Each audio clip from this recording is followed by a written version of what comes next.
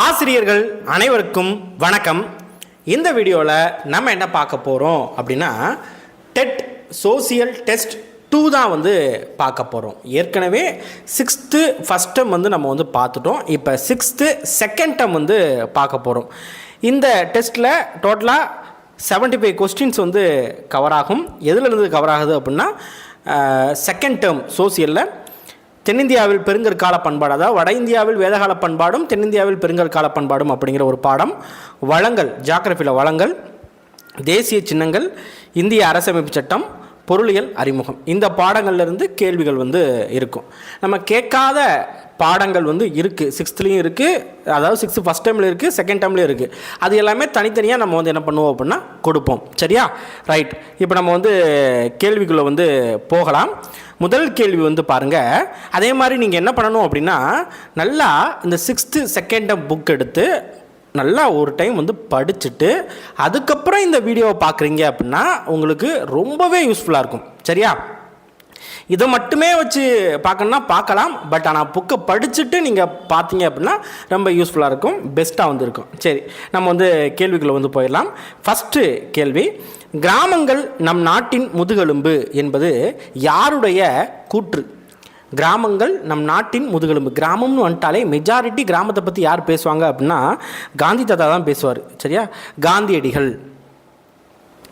சாரநாத் அசோகத்தூணின் உச்சியில் அமைந்திருக்கும் நான்முகச் சிங்கம் இந்தியாவின் தேசிய லட்சணையாக எப்போது ஏற்றுக்கொள்ளப்பட்டது? அதாவது சாரநாத் நம்மளுக்கு தெரியும், அந்த நான்முகச் சிங்கம் இருக்கும். சரியா? அது எப்போ தேசிய லட்சணையாக ஏற்றுக்கொள்ளப்பட்டது அப்படின்னு சொல்லி கேட்குறாங்க. சரியா? இப்போ இந்த சாரநாத் பொறுத்த வரைக்கும் ஜனவரி 26, 1950 அதில் தான் இந்த நான்முகச் சிங்கம் இந்தியாவின் தேசிய லட்சணையாக ஏற்றுக்கொள்ளப்பட்டது. ஸோ இந்த தேசிய லட்சணையை பொறுத்த வரைக்கும் என்ன அப்படின்னா அந்த நான்முகச் சிங்கம் இருக்கும். அதுக்கு அடிப்பகுதியில் சத்தியமேவை ஜெயதே அப்படின்னு சொல்லிட்டு பொறிக்கப்பட்டிருக்கும். இந்த சத்தியமேவை ஜெயதே அப்படின்னா வாய்மையே வெல்லும் அப்படிங்கிறது தான் இதோட பொருள் அப்படின்னு சொல்லலாம். அதே மாதிரி இந்த லட்சணையை பொறுத்த வரைக்கும் மேல் பகுதி அடிப்பகுதி அப்படின்னு சொல்லிட்டு 2 பாட்டாக பிரிக்கலாம். மேல் பகுதியில் 4 சிங்கங்கள் இருக்கும். சரியா? அதில் 3 தான் தெரியும், 1 பின்னால் இருக்கும். ஓகேவா? அது வட்ட வடிவமான ஒரு பீடத்தில் வச்சுருப்பாங்க. அதே மாதிரி மேல் பகுதியில் 4 சிங்கம். அடிப்பகுதியில் பார்த்தீங்க அப்படின்னா உருவங்கள் யானை, குதிரை, காளை, சிங்கம், இந்த உருவங்கள் இருக்கும். என்னென்னா நல்லா கவனிச்சுக்கோங்க. யானை, குதிரை, காளை, சிங்கம். யானை ஆற்றலை குறிக்கிறதுக்காக, குதிரை வேகத்தை குறிக்கிறதுக்காக, காளை கடின உழைப்பை குறிக்கிறதுக்காக, சிங்கம் கம்பீரத்தை குறிக்கிறதுக்காக. இந்த லட்சணை இருக்கு இல்லையா, இது எங்கெல்லாம் இருக்குது அப்படின்னா மெஜாரிட்டி இந்த இந்திய அரசோட கடித முகப்புகளில் இருக்கும். அதுக்கப்புறம் நம்ம காயின்ஸில் இருக்கும், பாஸ்போர்ட்டில் இருக்கும். ஓகேவா? இந்திய விடுதலை நாளில் பறக்க விடப்பட்ட முதல் தேசிய கொடி எந்த அருங்காட்சியகத்தில் வைக்கப்பட்டுள்ளது? எந்த அருங்காட்சியகம் அப்படின்னா சென்னை கோட்டை அருங்காட்சியகத்தில் இந்த தேசிய கொடி வச்சிருக்கிறாங்க. ஓகேவா? தேசிய கீதம் பாடுவதற்கு எடுத்துக்கொள்ள வேண்டிய கால அளவு என்ன? இதெல்லாம் லட்டு கொஸ்டின். சரியா? தேசிய கீதம் ஒன்று இருக்குது, தேசிய பாடல்னு சொல்லுவாங்க. தேசிய பாடல் அப்படிங்கிறது வந்தே மாதரம். சரியா? இதுக்கு வித்தியாசம் இருக்குது. நீங்கள் ரெண்டையும் போட்டு குழப்பக்கூடாது. தேசிய கீதம் வேறு, ஜனகணமன அப்படின்னு சொல்லி நம்ம லாஸ்ட்டில் படிப்போம் இல்லையா, அதான் தேசிய கீதம் அப்படிங்கிறது. இப்போ இந்த தேசிய கீதம் பொறுத்த வரைக்கும் என்ன அப்படின்னா ஜனவரி 24, 1950. இப்போ இந்த கேள்விக்கு போகிறதுக்கு முன்னால் இதையும் தெரிஞ்சுக்கோங்க. ஓகேவா? ஜனவரி 24, 1950 தேசிய கீதமாக ஏற்றுக்கொள்ளப்பட்டது. ஓகேவா? இதை எழுதுனது யார் அப்படின்னா ரவீந்திரநாத் தாகூர். வங்காள மொழியில் எழுதினார். ரவீந்திரநாத் தாகூர் என்ன பண்ணுறாரு, வங்காள மொழியில் எழுதுறாரு. இந்த தேசிய கீதம் பொறுத்த வரைக்கும் 52 வினாடிகள் என்ன பண்ணணும் அப்படின்னா படிக்கணும். 52 வினாடிகள் படிக்கணும். தமிழ்நாட்டில் எங்கு மயில்களுக்கான சரணாலயம் உள்ளது? ஸோ மயில் சரணாலயம் பொறுத்த வரைக்கும் எங்கே அப்படின்னா விராலிமலை தான். நம்மளுக்கு தெரிஞ்சது என்னது, விராலிமலை மயில்கள் சரணாலயம் அப்படிங்கிறது. இப்போ மயில் பொறுத்த வரைக்கும் நம்மளுக்கு என்ன அப்படின்னா தேசிய பறவை அப்படின்னு சொல்லலாம். ஓகேவா. இந்தியாவை தாயகமாக கொண்டது தேசிய பறவையாக எப்போது வந்து அறிவித்தாங்க அப்படின்னா 1963 வந்து அறிவித்தாங்க. மயில் பொறுத்த வரைக்கும் 1963 அறிவித்தாங்க. ஓகேவா.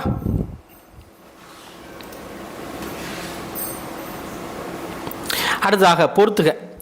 இந்த சைடு வந்து தேசிய சின்னங்கள் வந்து கொடுத்துருக்குறாங்க, எந்த வருஷம் இதை வந்து அறிவித்தாங்க அப்படின்னு சொல்லிட்டு. ஃபஸ்ட்டு மாம்பழம். ஸோ மாம்பழம் பொறுத்த வரைக்கும் எந்த வருஷம் அறிவித்தாங்க அப்படின்னா 1950 வந்து அறிவித்தாங்க. அடுத்ததாக மயில் பொறுத்த வரைக்கும் நான் இப்போ தான் சொன்னேன் 1963 அப்படின்னு சொல்லிட்டு. அடுத்து புலி பொறுத்த வரைக்கும் 73, யானை 2010. ஸோ 3, 4, 2, 1 அப்படிங்கிறது தான் சரியான விடை. இன்னும் ஒரு சில சின்னங்கள் இருக்குது, அதையும் தெரிஞ்சுக்கோங்க. ஆலமரம் வந்து 1950 வந்து அறிவித்தாங்க. ஆலமரமும் மாம்பழமும் 1950. அடுத்து தாமரையும் 1950 தான். ஓகேவா. ஆலமரம், தாமரை, மாம்பழம் இந்த மூணுமே 1950. ஓகேவா. அடுத்து கங்கை ஆறு வந்து பார்த்திங்க அப்படின்னா 2008 வந்து அறிவித்தாங்க. கங்கை ஆறு 2008. ஆற்று ஓங்கில்னு சொல்லக்கூடிய அந்த டால்ஃபின் சொல்லுவாங்க. ஓகேவா. அது வந்து 2010 வந்து அறிவித்தாங்க. எந்த வருஷம்? 2010. அடுத்ததாக லாக்டோபேசிலஸ் 2012 வந்து அறிவித்தாங்க. ஓகேவா. சரி. வளங்கள் மனிதனின் பேராசைக்கு அன்று, அவனது தேவைக்கு மட்டுமே என்று கூறியவர் யார்? ஸோ இதை சொன்னது யார் அப்படின்னா நம்ம காந்தி தாத்தா. உலகின் பெரும் மருந்தகம் என அழைக்கப்படுபவை யாவை? உலகின் பெரும் மருந்தகம் அப்படின்னு சொல்லி எதை சொல்லுவாங்க அப்படின்னா வெப்பமண்டல மழைக்காடுகளை தான் சொல்லுவாங்க. ஸ்பெர்ம் திமிங்கலத்தில் இருந்து பெறப்படும் ஒரு வகை திடப்பொருளே திமிங்கல புணுகு ஆகும். இது மருத்துவ புரதம் தயாரிக்க பயன்படுகிறது. முதல் கூற்று வந்து பார்த்தீங்க அப்படின்னா கரெக்டு தான். ஸ்பெர்ம் திமிங்கலத்திலேருந்து பெறப்படுற ஒரு வகை திடப்பொருள் தான் திமிங்கல புணுகு. ஓகேவா. இது வந்து எதுக்கு தயாரிக்க பயன்படுகிறது அப்படின்னா மருத்துவ புரதம் தயாரிக்க பயன்படலை. இது வந்து வாசனை திரவியங்கள் தயாரிக்க பயன்படுது. ஓகேவா.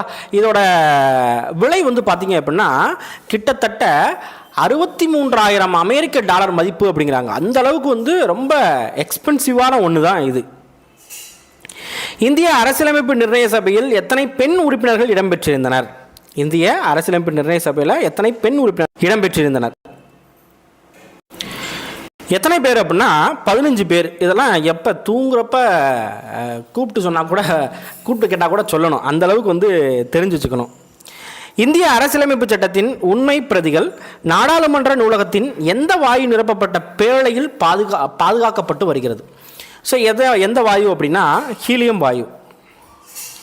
இந்திய அரசியலமைப்பு சட்டமானது எத்தனை வகையான அடிப்படை உரிமைகளை வழங்குகிறது? ஸோ அரசியலமைப்பு சட்டம் பொறுத்த வரைக்கும் தொடக்கத்தில் வந்து 7 அடிப்படை உரிமைகள் வந்து கொடுத்தாங்க. ஆனால் தற்போது இருக்கிறது எத்தனை அப்படின்னா 6 அடிப்படை உரிமைகள் இருக்குது. அமைதிக்கான நோபல் பரிசு இந்தியாவைச் சேர்ந்த கைலாஷ் சத்யார்த்திக்கு எந்த ஆண்டு வழங்கப்பட்டது? ஸோ இது நம்ம தமிழ்லேயே வந்து பார்த்துருப்போம், இங்கேயே வந்து கேட்குறாங்க. சரியா. எந்த ஆண்டு அப்படின்னா 2014 வந்து அமைதிக்கான நோபல் பரிசு வந்து கொடுத்துருப்பாங்க. குழந்தைகளை பாதுகாப்போம் அப்படிங்கிற ஒரு இயக்கத்தை வந்து நடத்துவார். நிறைய குழந்தைகளுக்காக வந்து விழிப்புணர்வு வந்து ஏற்படுத்தியிருப்பார். ஓகேவா. அமைதிக்கான நோபல் பரிசு பெற்று, அதாவது முதல்ல அன்னை தெரசா, அதுக்கப்புறம் இவர் வந்து வாங்கியிருப்பாங்க, கைலாஷ் சத்யார்த்தி வாங்கியிருப்பார். நம் நாட்டின் தேசிய குறிக்கோள் வாய்மையே வெல்லும் எதிலிருந்து எடுக்கப்பட்டது? ஸோ எதிலிருந்து எடுக்கப்பட்டது அப்படின்னா உபநிடதம். தீபகற்ப இந்தியாவிலிருந்து எஃகு ரோம் நாட்டிற்கு ஏற்றுமதி செய்யப்பட்டது குறித்தும் அலெக்சாண்ட்ரியா துறைமுகத்தில் இவற்றின் மீது வரி விதிக்கப்பட்டுள்ளது குறித்தும் குறிப்பிட்டுள்ளவர் யார்? இதை சொன்னவர் யார் அப்படின்னா பெரிப்ளஸ் அப்படிங்கிற ஒரு நபர் தான் சொல்லியிருப்பார். எங்கு மேற்கொள்ளப்பட்ட ஆய்வில் முதுமக்கள் தாளிகள் கண்டெடுக்கப்பட்டன? ஸோ முதுமக்கள் தாளின்னு வந்துட்டாலே கண்ணை மூடிட்டு நீங்கள் எதாவது போட்டுடலாம் அப்படின்னா ஆதிச்சநல்லூரை வந்து போட்டுடலாம். அடுத்ததாக ஒரு சைடு வந்து அகழாய்வு இடங்கள், ஒரு சைடு அங்கே கிடைத்த அந்த அகழாய்வு பொருட்கள். கீழடியில் பகடை வந்து கிடச்சிருக்கும். பொருந்தல் வந்து பார்த்திங்க அப்படின்னா கொழு முனைகள் கிடச்சிருக்கும். கொடுமணல் பொறுத்த வரைக்கும் சுழல் அச்சுக்கள் கிடச்சிருக்கும். ஆதிச்சநல்லூரில் தங்க ஆபரணங்கள் கிடச்சிருக்கும். ஸோ 1, 2, 3, 4 அப்படிங்கிறதான் சரியான விடை. சரியா. இதோடு சேர்த்து நீங்கள் எதுவும் தெரிஞ்சுக்கணும் அப்படின்னா இந்த பிளேசஸோட கொடுத்துருக்குற எக்ஸ்ட்ரா டீட்டெயில்ஸ் ஆதிச்சநல்லூர் பொறுத்த வரைக்கும் முதல்ல நம்ம எதை தெரிஞ்சுக்கணும் அப்படின்னா ஆதிச்சநல்லூர் தான் தெரிஞ்சுக்கணும். ஆதிச்சநல்லூர் பொறுத்த வரைக்கும் தூத்துக்குடி மாவட்டத்தில் வந்து இருக்குது. ஓகேவா, எங்கே இருக்குது? தூத்துக்குடி மாவட்டத்தில் வந்து இருக்குது. இங்கே நிறைய அகலாய்வு வந்து நடத்திருக்காங்க. இப்போதைக்கு இந்த பிளேஸ் மட்டும் தெரிஞ்சுக்கோங்க. அடுத்து கீழடி பொறுத்த வரைக்கும் சிவகங்கை மாவட்டத்தில் இருக்குது. எங்கே இருக்குது? சிவகங்கை மாவட்டத்தில் இருக்குது. சிவகங்கையில் திருப்புவனம் தாலுகாவில் இந்த கீழடி வந்து இருக்கும். சரியா? அடுத்ததாக பொருந்தல் பொறுத்த வரைக்கும் எங்கே இருக்குது அப்படின்னா திண்டுக்கல்லில் வந்து இருக்குது. பொருந்தல் பொறுத்த வரைக்கும் எங்கே இருக்குது? திண்டுக்கல்லில் வந்து இருக்குது. பையம்பள்ளி அப்படிங்கிற ஒரு பிளேஸு வேலூர் மாவட்டத்தில் இருக்குது. கொடுமணல் அப்படிங்கிறது ஈரோடு மாவட்டத்தில் இருக்குது. முதல்ல என்ன பண்ணுங்க அப்படின்னா இந்த டிஸ்ட்ரிக்ட் எங்கெங்கே இருக்குது அப்படின்னு சொல்லி தெரிஞ்சுக்கோங்க. அதுக்கப்புறம் ஒவ்வொன்றா வந்து என்ன பண்ணிக்கலாம் அப்படின்னு கேட்டால் அது எங்கெங்கே எந்தெந்த அகலாய்வு பொருட்கள் கிடச்சிருக்கு அப்படிங்கிறத நம்ம வந்து பார்த்துக்கலாம். சரியா? இரும்பு உருக்கப்பட்டதற்கான சான்றுகள் எங்கு கிடைத்துள்ளன? இரும்பு உருக்கப்பட்டதற்கான சான்றுகள் பையம்பள்ளி. ஸோ பையம்பள்ளியில் தான் என்ன பண்ணியிருக்காங்க அப்படின்னா இரும்பு உருக்கப்பட்டதற்கான சான்றுகள் வந்து கிடச்சிருக்கு. அதே மாதிரி பெருங்கற்காலத்து கருப்பு சிவப்பு மண்பாண்டங்கள் இங்கே வந்து கிடச்சிருக்கு. அதே மாதிரி இந்த பையம்பள்ளியில் உள்ள பண்பாட்டோட காலம் என்ன அப்படின்னா கிமு 1000 அப்படின்னு சொல்லிட்டு கணிச்சிருக்காங்க. 1896 தேசிய காங்கிரஸ் மாநாட்டின் போது வந்தே மாதரம் பாடலை பாடியவர் யார்? 1896 இந்திய தேசிய காங்கிரஸ் வந்து நடந்திருக்கும். அந்த மாநாட்டில் வந்தே மாதரம் பாடலை பாடியவர் யார் அப்படின்னா இந்த தேசிய பாடல் வந்தே மாதரம் பாடலை பாடினவர் யார் அப்படின்னா பக்கிம் சந்திர சட்டர்ஜி. வங்க எழுத்தாளர் பக்கிம் சந்திர சட்டர்ஜி தான் என்ன பண்ணியிருப்பாங்க அப்படின்னு கேட்டால் இந்த வந்தே மாதரம் பாடலை வந்து பாடியிருப்பாங்க. சரியா? இந்த பாடல் பொறுத்த வரைக்கும் ஆனந்த மடம் அப்படிங்கிற ஒரு நாவல் வந்து எடுத்திருப்பாங்க. ஓகேவா? இந்தியாவின் நீளமான நதியான கங்கை பாயும் தொலைவு எவ்வளவு? 2525 கிலோமீட்டர். இந்திய அரசியலமைப்பு சபை எப்போது மூவர்ண கொடியை தேசிய கொடியாக ஏற்றுக்கொண்டது? ஸோ இந்திய அரசியலமைப்பு நிர்ணய சபை எப்போது தேசிய கொடி இருக்கு இல்லையா, முதல்ல வந்து மூவர்ண கொடியத்தான் வந்து இருந்துச்சு. அதை எப்போ தேசிய கொடியாக ஏற்றுக்கிட்டாங்க? ஸோ எப்போ ஏற்றுக்கிட்டாங்க அப்படின்னு கேட்டால் 1947 ஜூலை 22 வந்து ஏற்றுக்கிட்டாங்க. 1929 எங்கு கூடிய காங்கிரஸ் மாநாட்டில் முழு சுயராஜ்யை அடைவது என்ற முழக்கம் வலுப்பெற்றது? எங்கே அப்படின்னா 1929 லாகூர் காங்கிரஸ் மாநாட்டில். இந்திய அரசியலமைப்பு வரைவு குழுவின் ஆலோசகராக நியமிக்கப்பட்டவர் யார்? வரைவு குழுவோட தலைவர் யார் அப்படின்னா B.R. அம்பேத்கர். ஆலோசகர் வந்து பார்த்தீங்க அப்படின்னா B.N. ராவ் அப்படிங்கிற ஒருத்தர். இந்திய அரசியலமைப்பு சட்டம் உருவான போது எத்தனை அட்டவணைகள் பகுதிகள் இடம்பெற்றிருந்தன? ஸ்டார்டிங்கில் 8 அட்டவணைகள் 22 பகுதிகள் இடம்பெற்றிருந்தன. இதெல்லாம் எப்போ கேட்டாலும் சொல்லணும். ஓகேவா? தற்போது 12 அட்டவணை 25 பகுதிகள் வந்து இருக்குது. கூற்று: நவம்பர் 26ஆம் நாள் இந்திய அரசியலமைப்பு நாளாக ஆண்டுதோறும் கொண்டாடப்படுகிறது. இது கரெக்டா? ஆமாம், கரெக்டு தான். ஏன் அப்படின்னா 1949 நவம்பர் 26 தான் வந்து பார்த்தீங்க அப்படின்னா நம்ம அரசியலமைப்பு ஏற்றுக்கொள்ளப்பட்டது. ஸோ ஏற்றுக்கொள்ளப்பட்ட நாள் இந்த நவம்பர் 26. ஸோ அந்த நாளில் என்ன பண்ணாங்க அப்படின்னா அரசியலமைப்பு தினம் அப்படிங்கிற ஒன்றை வந்து கொண்டாடுறாங்க. அடுத்து காரணம் 1949 நவம்பர் 26 இந்திய அரசியலமைப்பு சட்டமான இந்த நான் சொன்னது தான். ஓகே, கரெக்ட் தான். ஸோ கூற்று காரணம் சரியான விளக்கம். இயற்கை வளங்களை சேகரித்தல் என்பது என்ன வகையான செயல்பாடு? முதல் நிலை செயல்பாடு. லாக்டோபேசிலஸ் டெல்புரிக்கி எனும் நுண்ணுயிரி இந்தியாவின் தேசிய நுண்ணுயிரியாக அறிவிக்கப்பட்ட ஆண்டு. நான் ஏற்கனவே சொல்லிட்டேன், 2012. நம்ம ஏற்கனவே அந்த இது பார்க்குறப்ப நிறையா விஷயம் வந்து சொல்லியிருப்பேன்.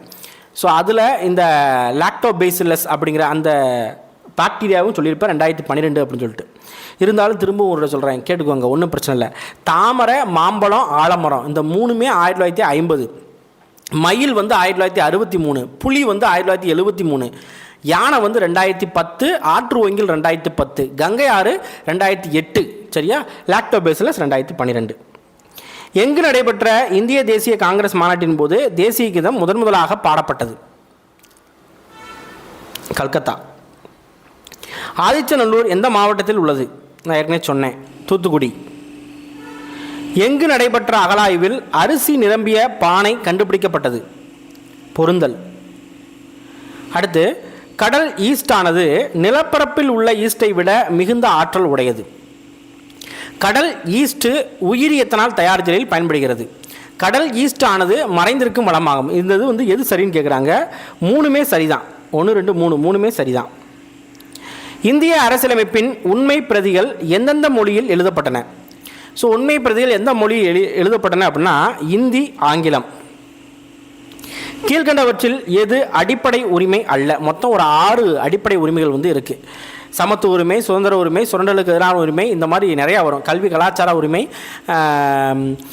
அரசியலுக்கு உட்பட்டு தீர்வான உரிமை, ஓகேவா, இந்த மாதிரி வரும். இதில் வந்து எது வந்து வராது அப்படின்னா ஓட்டுரிமை வராது. அரசியலமைப்பு நிர்ணய சபையின் முதல் கூட்டம் எப்போது நடைபெற்றது? எப்பயுமே இது வந்து தெரிஞ்சுக்கணும், சரியா? 1946 டிசம்பர் 9 வந்து முதல் கூட்டம் வந்து நடந்துச்சு. 2வது கூட்டம் டிசம்பர் 11 வந்து நடந்துச்சு. 3வது கூட்டம் டிசம்பர் 13 வந்து நடந்துச்சு. இந்த முதல் கூட்டத்தில் வந்து பார்த்தீங்க அப்படின்னா தலைவரை வந்து தேர்வு பண்ணியிருப்பாங்க. தற்காலிக தலைவராக டாக்டர் சச்சிதானந்த சின்ஹா வந்து தேர்வு பண்ணியிருப்பாங்க, ஓகேவா? ஆனந்த மடம் என்ற புகழ்பெற்ற நாவலை எழுதியவர் யார்? பக்கிம் சந்திர சட்டர்ஜி. இந்திய அரசியலமைப்பு 60 நாடுகளின் அரசியலமைப்பிலிருந்து பெறப்பட்டது. இந்திய அரசியலமைப்பை உருவாக்க 64 லட்சம் செலவானது. இது ரெண்டும் சரியா? ரெண்டுமே சரிதான். புதுப்பித்தலின் அடிப்படையில் வளங்கள் எத்தனை வகைகளாக வகைப்படுத்தப்பட்டுள்ளது?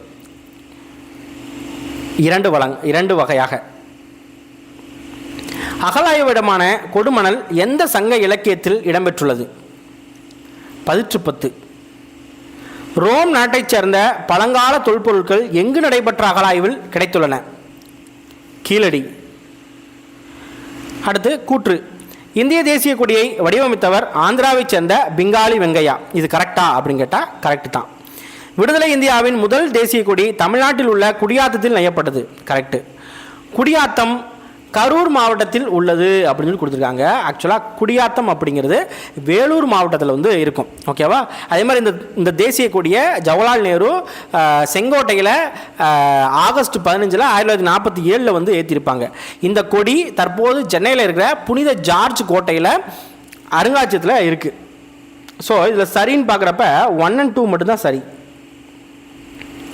இந்திய தேசிய கொடியில் உள்ள அசோக சக்கரத்தின் நிறம் என்ன? இதெல்லாம் ஒரு கேள்வியா அப்படின்னு கேட்பீங்க. பட் ஆனால் நம்மளுக்கு வந்து எப்படி வேணால் கேள்வி வந்து கேட்கலாம், சரியா? ஸோ நம்ம வந்து எல்லாத்துக்கும் வந்து ரெடியாக வந்து இருக்கணும். என்ன நிறம் அப்படின்னா கருநீலம். காந்தியின் பிறந்த நாளை சர்வதேச அகிம்சை நாள் ஆக ஐநா சபை அங்கீகரித்த ஆண்டு எப்போது? 2007. குடியரசு நாளின் போது செங்கோட்டையில் கொடியேற்றுபவர் யார்? யார்? குடியரசுத் தலைவர். இந்திய தேசிய கொடியின் நீள அகலம் எந்த விகிதத்தில் அமைந்துள்ளது? நீளம் 3 மடங்கு, அகலம் 2 மடங்கு. இந்தியா விடுதலை பெற்ற நாளன்று மகாகவி பாரதியாரின் ஆடுவோமே பள்ளு பாடுவோமே ஆனந்த சுதந்திரம் அடைந்து விட்டோம் என்று ஆடுவோமே என்ற பாடலை அகில இந்திய வானொலியில் பாடிய பெருமை பெற்றவர் யார்? பட்டம்மாள். பாசறைக்கு திரும்புதல் என்ற விழா ஆண்டுதோறும் எப்போது நடைபெறும்? ஜனவரி 29. ஸோ ஜனவரி 29 தான் பாசறைக்கு திரும்புதல் அப்படிங்கிற ஒரு விழா வந்து நடைபெறும். அதாவது இந்திய குடியரசு நாளோட 3வது நாள் தான் இந்த ஜனவரி 29. அந்த நாளில் மாலை 6 மணிக்கு குடியரசுத் தலைவர் மாளிகை மின் விளக்குகளால் அலங்கரிக்கப்பட்டிருக்கும், சரியா? எப்போது முழு சுதந்திர நாள் கொண்டாடப்பட்டது? அதாவது பூர்ண சுவராஜ் டே அப்படின்னு சொல்லுவாங்க. எப்போது அப்படின்னா 1930 ஜனவரி 26. அடுத்து வந்து பாருங்கள், இந்திய அரசியலமைப்பு நிர்ணய சபை 1946 ஆண்டு உருவாக்கப்பட்டது. இது கரெக்டா? 1946 தான் வந்து உருவாக்குனாங்க, கரெக்ட் தான். இச்சபையில் 389 உறுப்பினர்கள் இடம்பெற்றிருந்தனர். கரெக்டு. இதன் தலைவராக முனைவர் ராஜேந்திர பிரசாத் தேர்ந்தெடுக்கப்பட்டார். கரெக்டு. அதாவது கேள்வி நல்லா பார்க்கணும். தற்காலிக தலைவர் அப்படின்னா சச்சிதானந்த சின்ஹா. இதுவே வந்து முதல் தலைவர் இல்லைன்னா நிரந்தர தலைவர் அப்படின்னா ராஜேந்திர பிரசாத். 2வது கூட்டத்தில் தான் இவர் வந்து செலக்ட் பண்ணியிருப்பாங்க ராஜேந்திர பிரசாத்தை. இந்திய தேசிய உறுதிமொழியை இதில் வந்து எது சரி அப்படின்னா 3மே சரிதான், சரியா?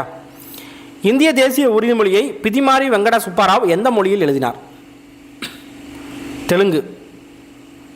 இந்தியா சுதந்திரம் அடைந்த போது விடுதலை இந்தியாவின் முதல் தேசிய கொடியை செங்கோட்டையில் ஏற்றியவர் யார்? நேரு. இந்தியாவின் தேசிய நீர்வாழ் உயிரியாக ஆற்று ஓங்கில் அங்கீகரிக்கப்பட்ட ஆண்டு 2010. தேசிய பாடலான வந்தே மாதரத்தை இயற்றியவர் யார்? பக்கிம் சந்திர ஜடர்ஜி.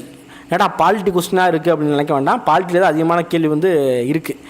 கீழ்காணும் சொற்கள் முகப்பொறியில் எந்த வரிசையில் இடம்பெற்றுள்ளன? பாருங்கள், மக்களாட்சி, சமத்துவம், இறையாண்மை, மதச்சார்பினை, குடியரசு. ஃபஸ்ட்டு என்ன வரும் அப்படின்னா இறையாண்மை தான் வரும்.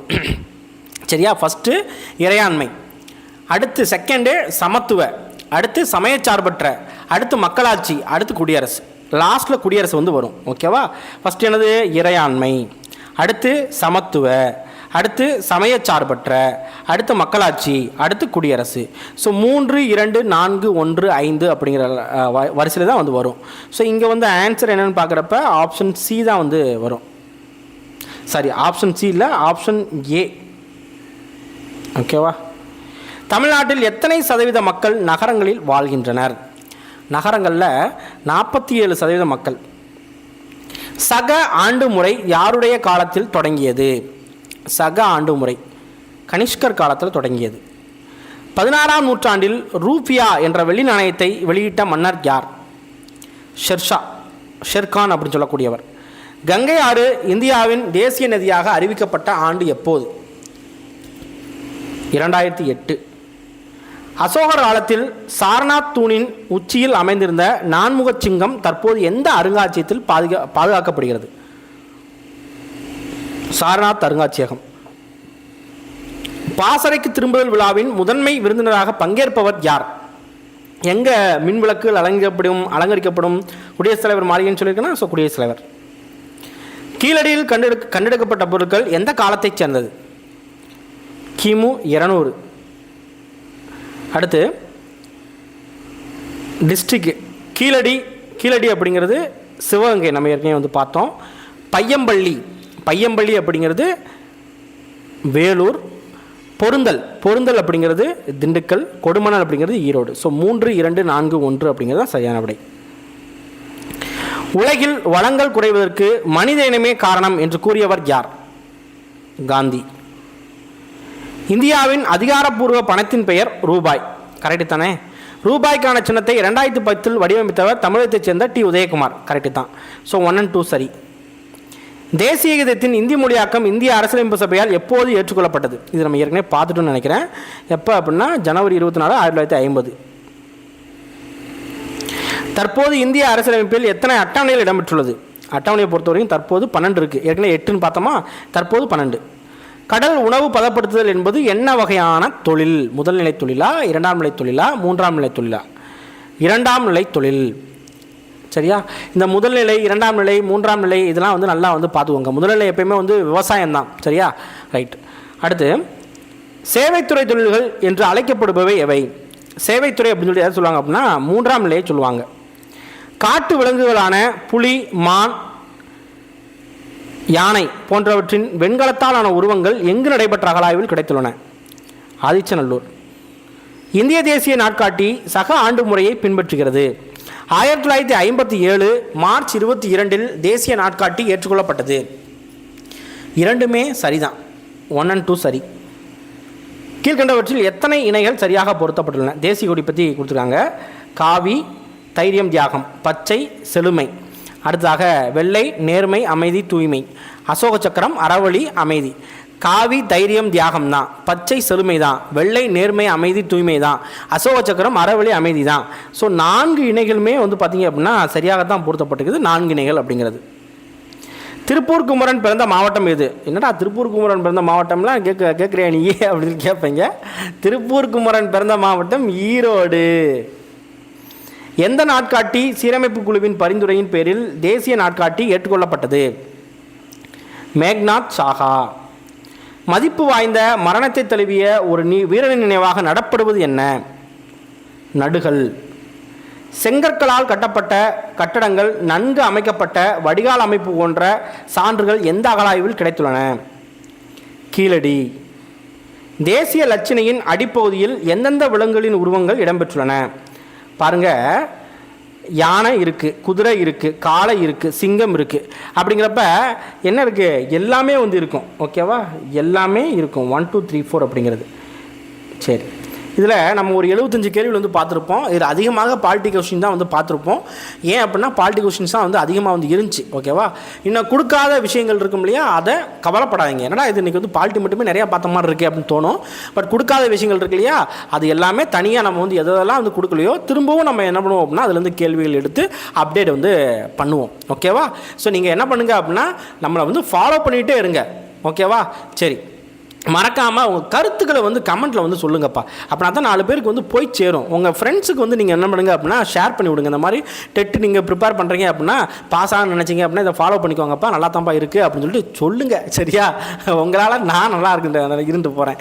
ஓகே, அடுத்த ஒரு வீடியோவில் நம்ம வந்து மீண்டும் சந்திக்கலாம். நன்றி, வணக்கம்.